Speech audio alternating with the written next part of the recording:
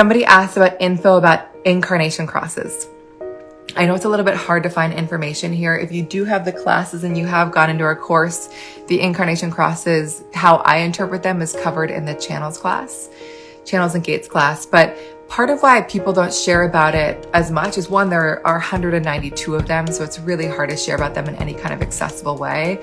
I think secondly, it's not a very practical or actionable part of our design. So if you read your incarnation cross, which is all about your grand purpose and what you're here to do, it's not going to give you any tools to get there. So it can feel like a little bit like, I see it, but I don't know what to do.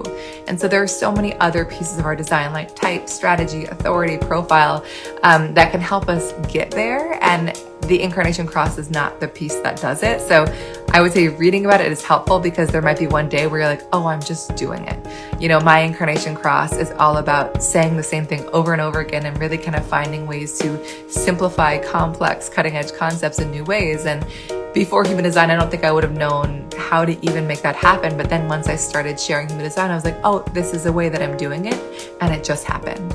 But the way that I actually encourage people to explore it, and I have an Instagram post if you scroll back, is really going through the gates.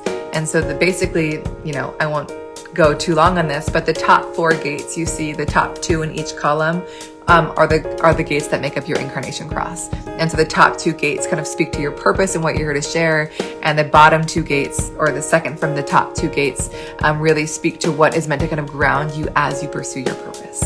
And so really kind of going through that exploration can be useful. You know, for me, something that my purpose is, like I said, expressing and sharing and communicating and finding new ways to really translate innovative ideas in a way that makes them palatable to a bigger audience.